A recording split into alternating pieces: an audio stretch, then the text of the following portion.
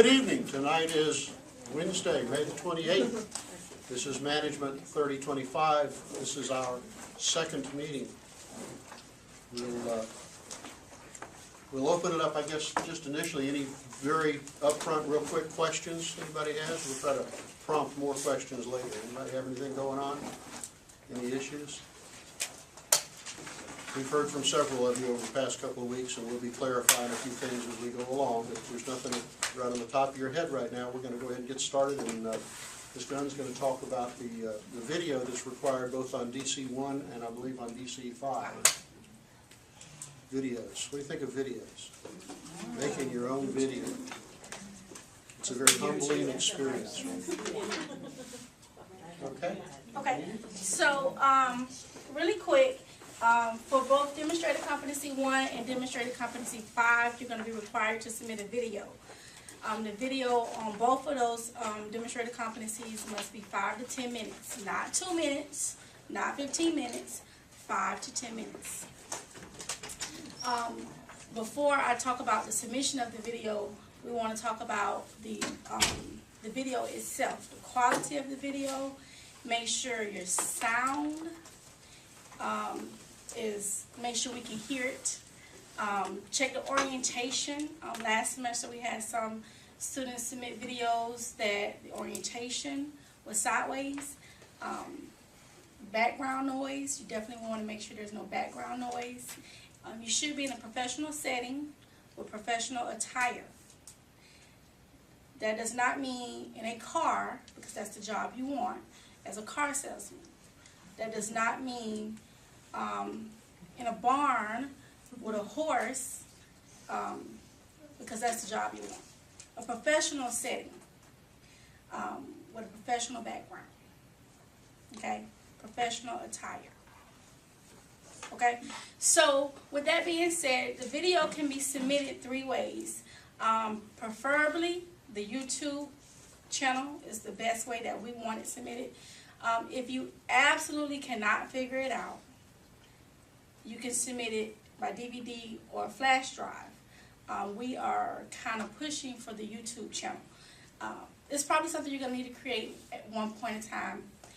So it's a good time to learn it. Okay? With the YouTube URL, once you submit it and upload it to your YouTube channel, you're going to list it as unlisted, and you're going to send us the link.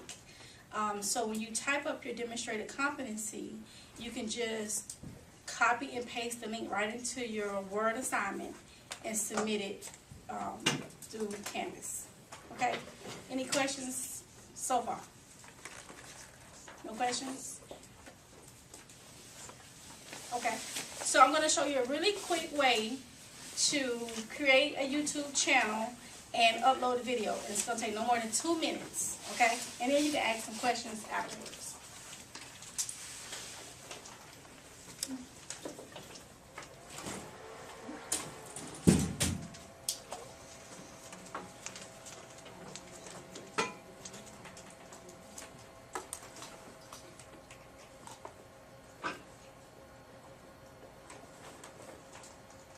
Okay, can everybody see the screen?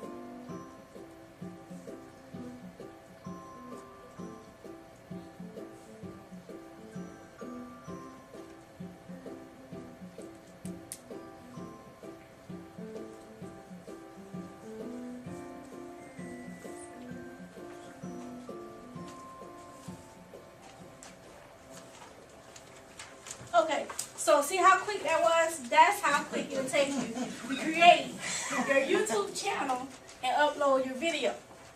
So the most time you're gonna spend is actually creating your video.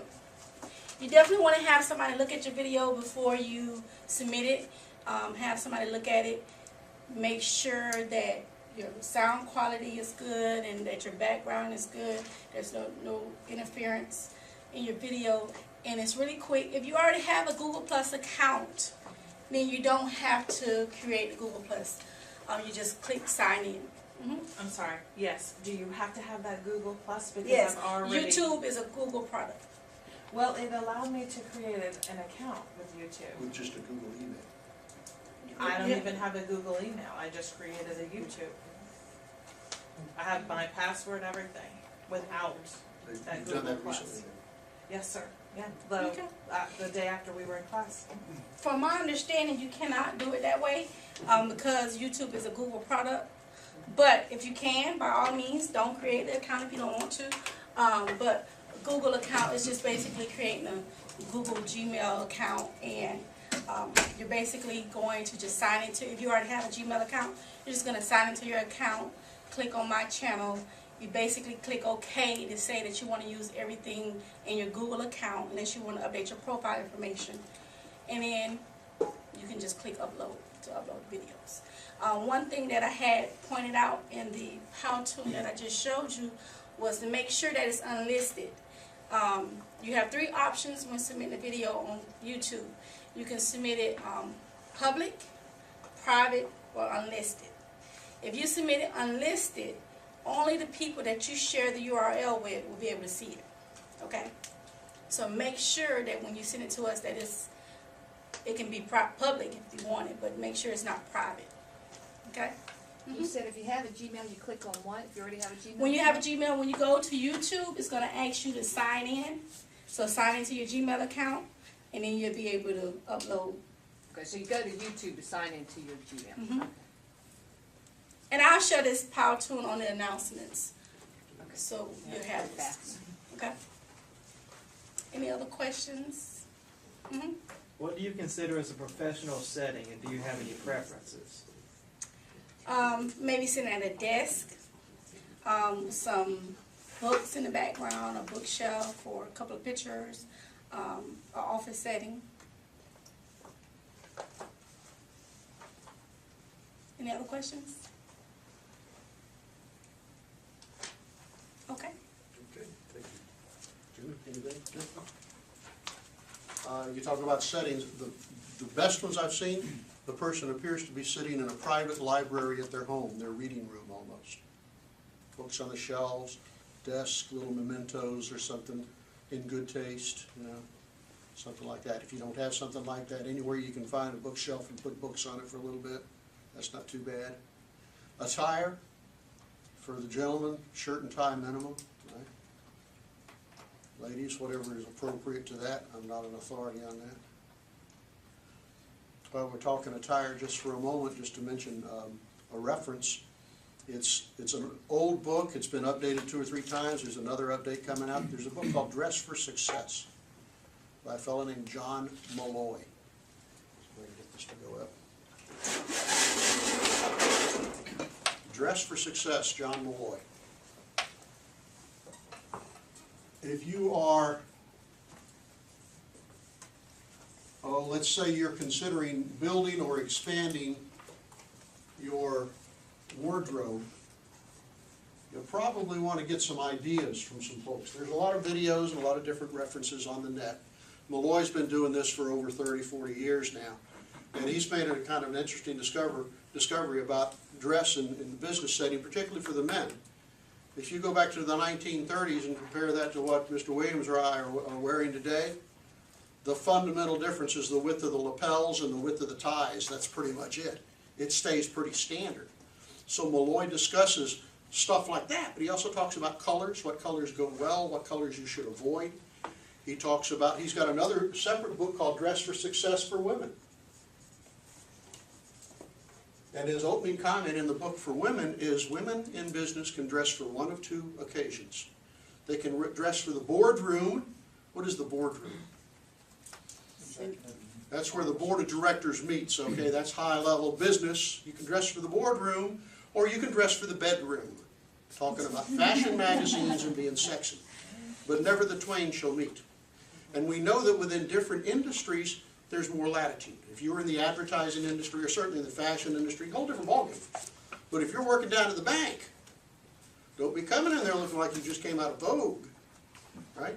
Malloy's comment, for example, how long should a woman's hair be? And there may be some changes, but you want to be sensitive to it. Woman's hair shouldn't be any longer than shoulder length, he argues, in the business setting, which means you may want to, if you have long hair, you may want to put it up somehow. What about jewelry? Jewelry should be basically not visible. Okay. What about makeup? There's only 3 professions in the world that wear visible makeup. Rodeo clowns,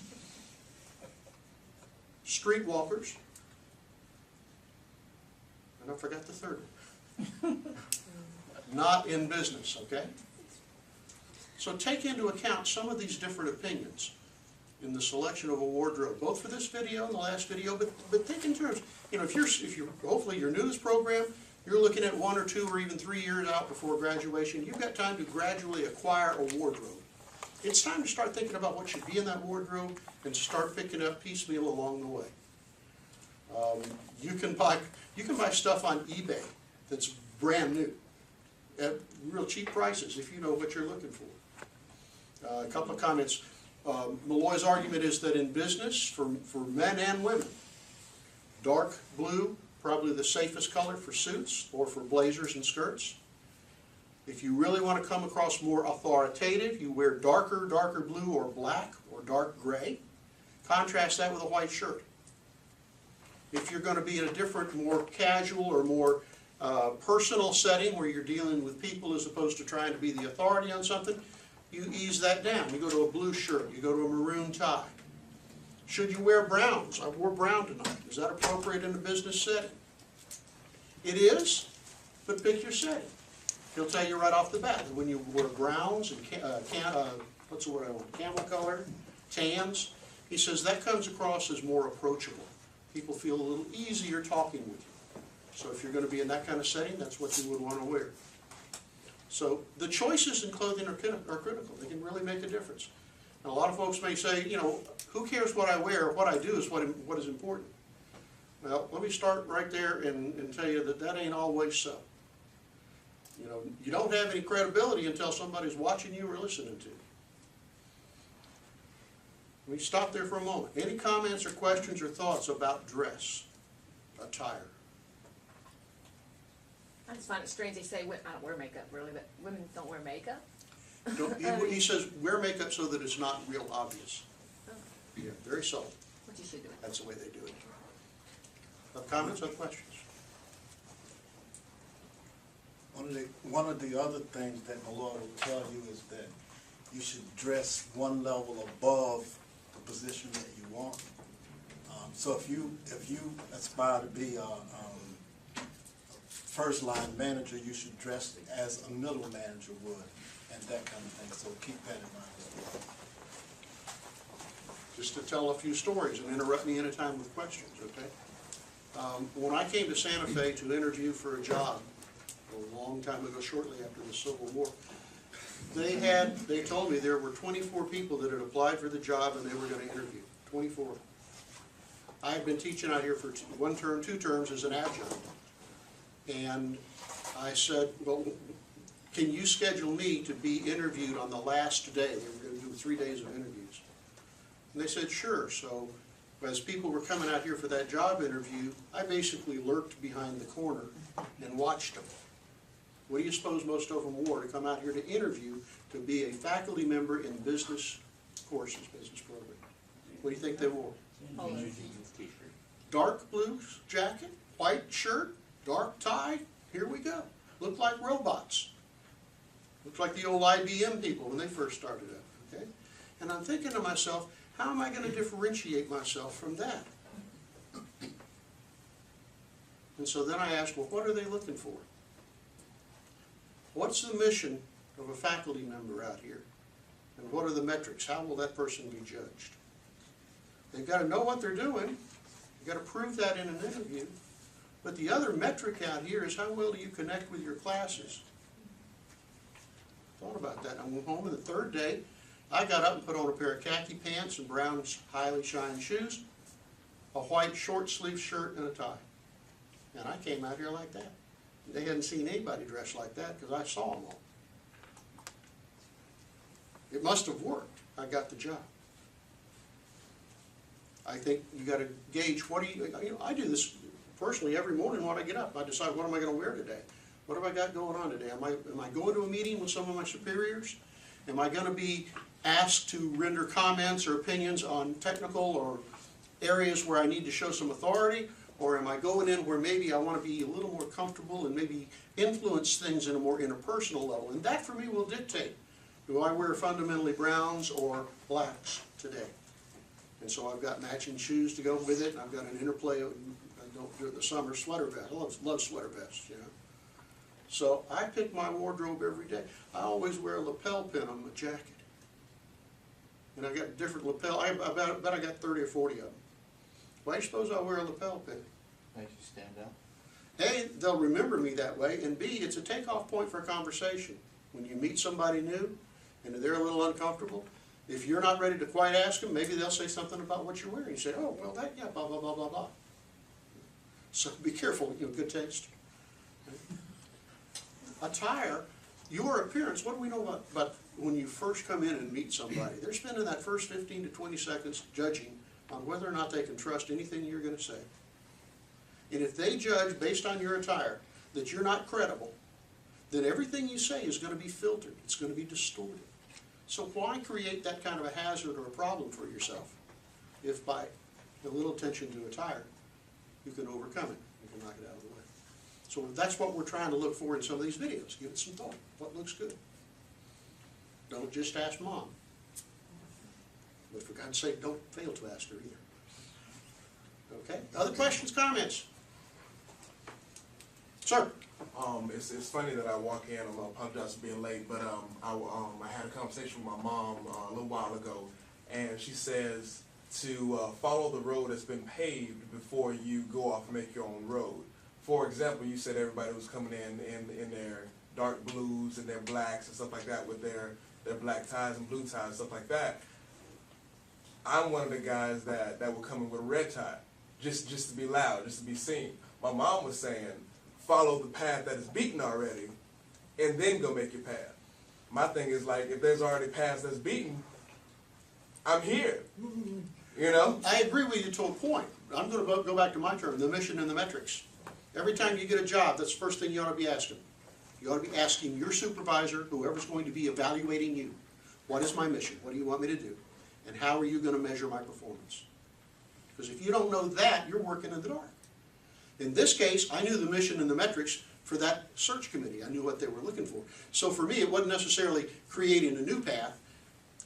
Maybe a new path, but I knew the destination. I wanted to get there a little bit different way. I don't want to be looking different just to be different. I don't want to be looking different to match better whatever their metrics are for whatever they're looking for. You could take your mom's comment about follow the path that's already been made, so to speak, and think of like a branch of a creek or something like that. You might want to get off it just a bit so that you can distinguish yourself from others, but you don't want to get off too much because then you begin to lose credibility. So. Other comments, other questions? We're trying to draw stuff out from you, any kind of issue you got. You've covered attire and, of course, professional appearance as well as within the setting. Could you touch a little bit on substance, maybe? Is there any particular style? We don't care about etiquette? substance, you know.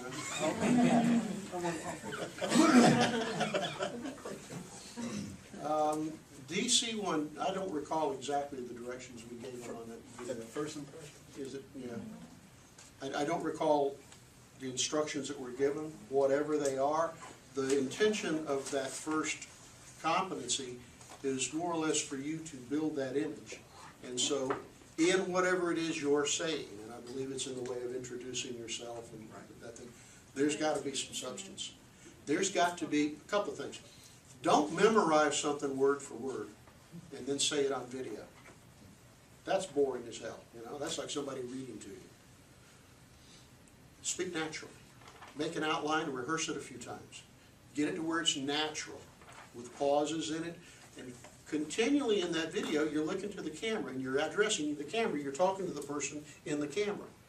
A lot of people, I've seen folks, they'll make signs and little guides and they'll put them behind the camera and they'll sit there and look at the camera and go, oh, and da da da da da da da da and da da. You see what I'm saying? Very distracting. So we're still into technique as opposed to content.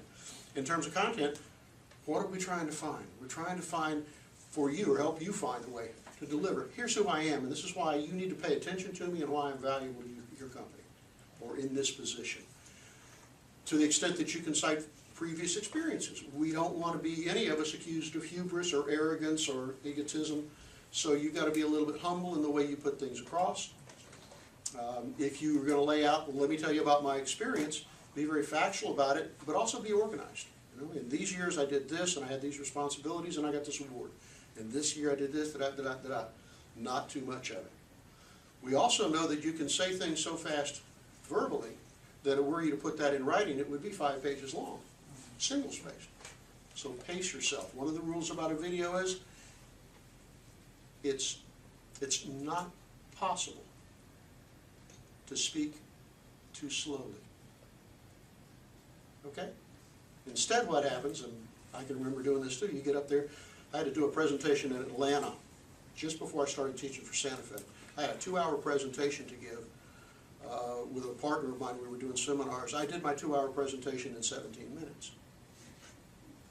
And that's what happens when you get nervous and you speak too fast. So try to get over that. That's why, again, it's good to rehearse it, practice it, and get natural with it. Okay? Other comments? Do you have other thoughts in the back of your mind about substance? Not at all, I was simply trying to establish if there was a, well, you're looking for our own personal style is what it's coming down to. Personal, yet also professional. Yeah. There's a term called the elevator speech. Anyone heard that? Mm-hmm. Basically what it says is if you get on an elevator with a person and you want to make an impression on that person, you should have your thoughts together to the extent that by the time you get off that elevator, you've made that first impression. So if you laid out a basic outline of what are the 4 or 5 key points that you want to make in your video, that in essence is the substance of the video. You can build whatever you want as far as language around that. But figure out what those 4 or 5 key points are that you want to deliver. We think in terms of an elevator speech being 45 seconds to 2 or 3 minutes. This is clearly going to be longer, so you have time to elaborate a little, but you've got to make it interesting. You've got to get people to engage with you. The same problem every classroom teacher has. Every time you're presenting something in the classroom, you're trying to make eye contact with people and make sure they're engaged. It's tough to do sometimes on a video. Other ideas, comments? Okay. As we got into speaking about attire, the thought occurred to me, I wanted to say just a few words about something else. It's called the what and the why. I'm sorry, the what and the how. I was thinking through it earlier. The what and the how. That's very similar to the mission and the metrics. What is it you're supposed to be doing in this class or in any job? You've got to understand that. You've got to be competent, technically task competent, with the skills to do that. That's what you do. What you do is you manage this department of 7 people, and you make sure that all the purchases that come in or paperwork is complete, everything is verified, blah, blah, blah, before it goes on over to accounting. That's the what you do. What is how? How speaks to how do you do it? How do you go about it in such a way that's professional and makes it clear to anybody who's watching you that you are eminently competent, both with your technical task skills and your leadership skills, your interrelationship personal skills. How you go about doing stuff is what most people are going to remember far more than what you did. When you think back to some of the best bosses you've had in the past, or the worst, most of you will not think in terms of the specifics that they did. You'll think in terms of how they went about doing it. They either had no people skills and they were always yelling or always cursing or always angry, or they had complete confidence, they were always calm and collected, never seemed to get panic-stricken, and how they did it speaks to what's going on. I want you to think about that throughout this program, just as a training ground. How do you go about doing things? A couple of ideas. If you get into Canvas, this course or any other course, there's a real learning curve there, right? It's a learning curve. Have we talked about learning curves before? Some of us have? Have we? Okay. You know, at first you wonder, what the heck is going on here? I can't, nothing works. And then once you start figuring it out, you learn pretty quickly. Hopefully, most of us. When you get into Canvas in a new course, and you're trying to figure it out, because they're all different, try to figure it out with your classmates before you go to the instructor. Because if you write your instructor and ask questions like, I couldn't find so-and-so, I got a little poster I use. It's a teacher, a professor going, it's in the syllabus. And when you're asking questions that are already, the answers are out there, how you're doing it is destroying your credibility. Okay? What else? How do you go about doing things? When you come to class, is your appearance of any issue? What do you think? Do you think your appearance and the way you come to class here is going to make a difference in anything? We try to be objective in grading your papers, etc. Do you think that your appearance would in any way color our subjective evaluations of your performance? Yeah. You damn right they would. Okay? And we don't mean for it to. But when we're looking at a particular passage in a written document, and we're thinking about who wrote this, and oh yeah, I know this person, talked to him before. Well, I'm pretty sure that's what they meant. But if you're a total stranger, or worse, right? Always comes in late, always, you know, raggedy dressed, etc. We think, well, if that's their approach to everything else, that's probably their approach to this paper, that's all wrong. You think that happens? It does. It's human nature. How are you going to go about this entire program? Not what are you going to do, yeah, you got to figure that out. But how are you going to do it in such a way that you appear to be, this is a term you'll see later in the course, that you appear to be a high-speed, low-drag manager. What does high-speed, low-drag manager mean? Anybody familiar with that term?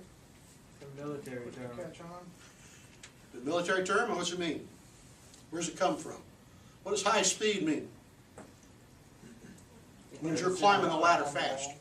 You are going to progress. You are being identified at every level as promotion potential. What does low drag mean? What is drag in an aircraft? It's pushing against you. Yeah, it's the force of the wind against the structure that slows it down. You want to be high speed, upward bound, ready to go, got it together, low drag. No liabilities that you're dragging along with you, like appearance, like professional decorum, like writing skills. That's high speed, low drag. That's what we're looking for. In this program, with the different instructors you're going to have, I think it's a great opportunity to try out some ideas and see what works. Punctuality. Okay? The mission and the metrics, the what and the how. If you got questions on what am I supposed to do, fine, we'll take those into consideration. Anytime you want to talk about how to go about doing it, let's do that. Quick example. The writing assignments have dates assigned to them. All those dates have been removed from the calendar on Canvas, because the calendar on Canvas is evil. Okay? All of them have dates, but rather than calling them due dates, what did we say? We'll call them completion dates. Those writing assignments should be completed by a prescribed date listed in the course schedule. And they should be kept available so that if we send you an email within 24 hours, you can just email them, turn them in as an assignment. How do you go about making all that happen in the best possible way? How do you deal with that particular issue so that what you are doing, the way you are doing it, comes across as, wow, that person's got his act together? One is you get them done early. Two is after you get them done, you get somebody else to proofread them and see if they're any good. And three is you check announcements every day at 8 o'clock in the morning and again at noon. And maybe again in the evening. And if we send that announcement out at 2 o'clock and yours comes in at 2:15 or 3 o'clock or 3:30, wow, they got it together. But if it's sent out at 2 o'clock and it's due at 2 o'clock tomorrow and yours comes in at 1:57, what do you think?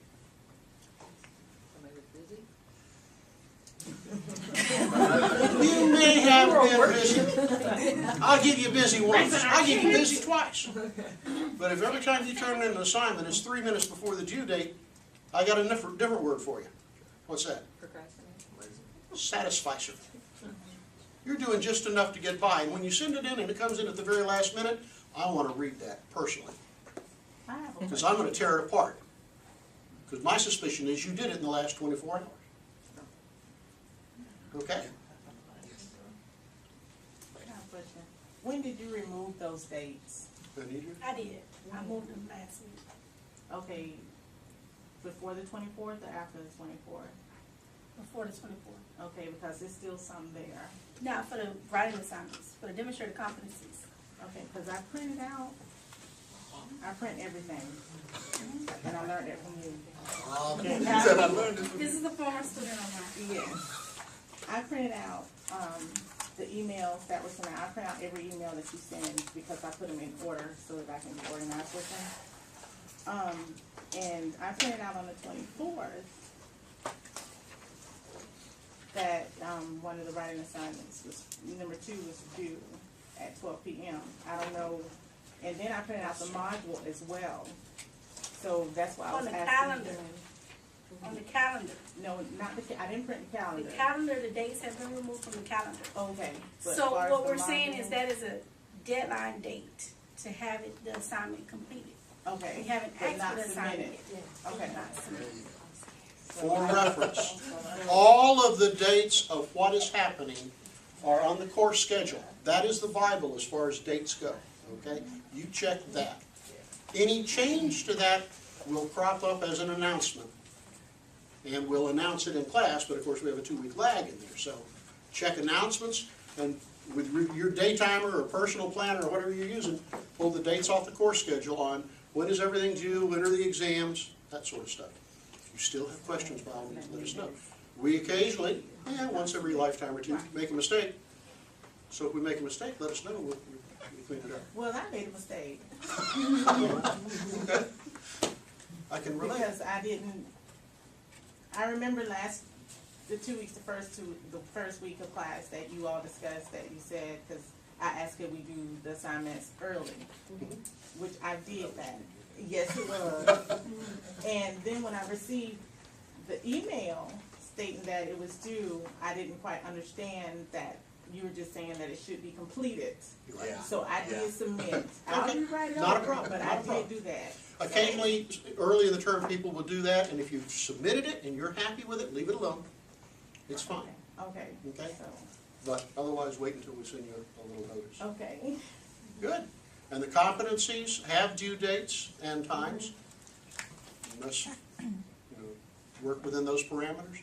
The penalties are severe. Go back to some more, how are we doing things around here? Go ahead. I have a quick question. I didn't know if the 3 of you can see all of us communicating with each other. If you're On the communicating, collaborations, I believe so. I use my phone, so I'm getting messages Not on sent. our group email.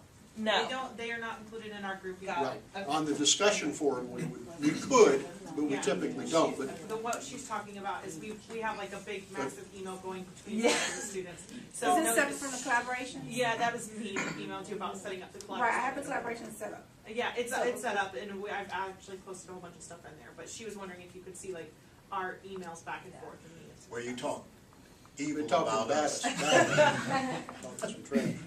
No, I That's just okay. didn't know if that was like a downfall for the 3 of you that we're all talking, but we're all Absolutely. trying to work this out, figure out Canvas, make sure the dates are correct, we're on top of things, who's being assigned to what, so we all are communicating, and it's 15 of us doing this, so. Part of management is figuring out the most efficient way to get things done.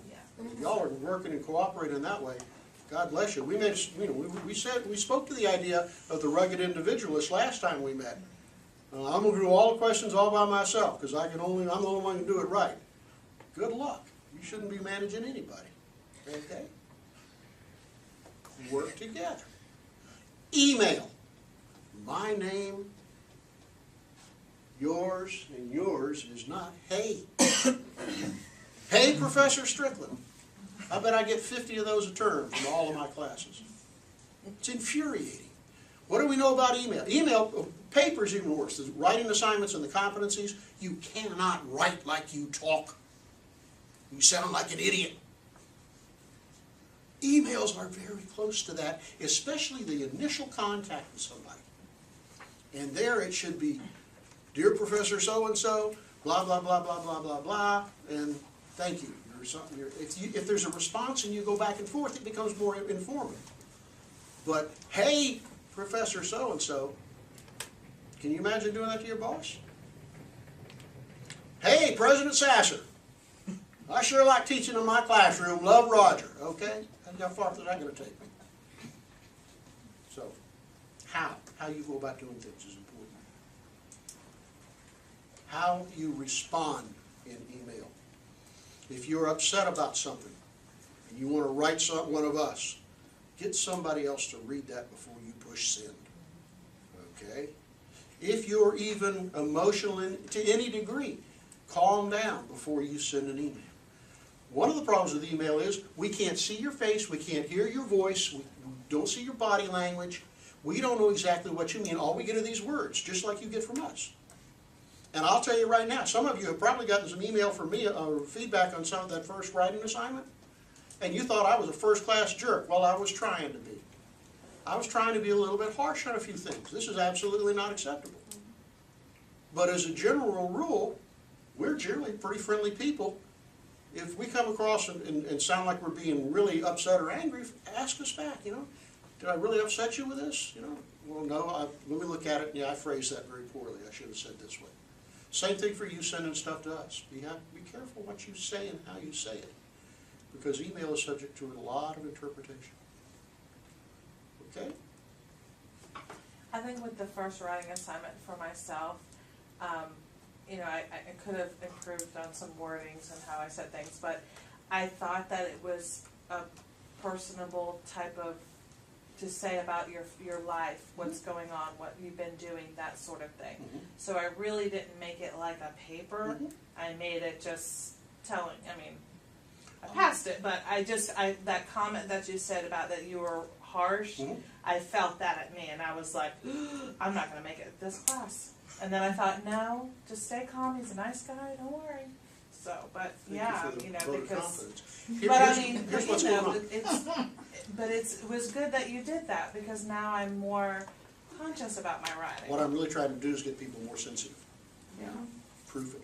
A lot of assignments, particularly that first one, was really open to some interpretation. When you're writing about yourself, if you want to throw in a little humor or something like that, that's the place to do it. But when the next assignment comes up and it says, tell me about human capital and social capital, we're not interested in, you know, how you learned this out on the lake fishing one day while you were chasing butterflies. I don't. Give me the facts. Question. Okay.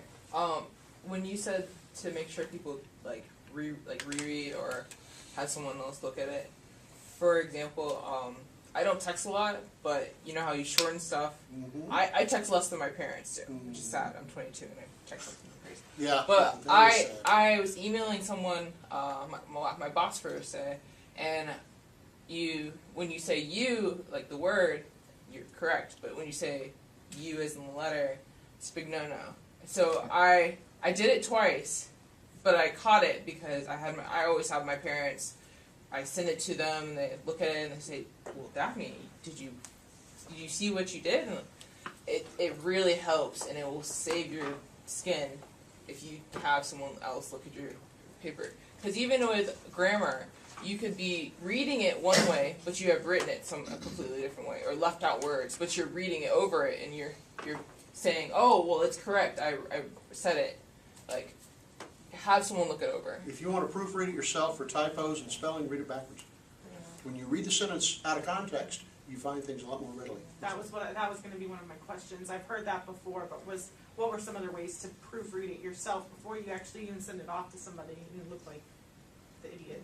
Another way is to read it out loud. Read it out loud. Good. Read it out loud. Print it out. Another and then idea, edit it. if you give it a day, and you read it with fresh eyes, Very good. you know, you kind of get a different perspective. That's making the heroic assumption you do it early. That I don't know. I know we touched on it last class, but it's the first time I used it, sending it to the writing lab. I'm a huge advocate of that now. Is that right? You had a good experience? Yes. Good. Goodness gracious. Glad to hear that. Existed the first assignment. Yeah, I didn't know either, and I sent it in. It's essentially, the feedback they give is, they take their time on it. You can tell they go through it and they really care about it. I was very happy with my response. I'm delighted to hear that. If you all others have any feedback on any kind of thing around campus, let me know. You know, we like to know how things are going. That's great to hear. Bottom left. Yeah, that's smart thinking, I'm gonna use that. And I sent out a little blurb a week ago, maybe, with all the different kinds of writing errors I had found. We had found actually. And so that, yeah. So if the shoe fits, you know, take it into consideration.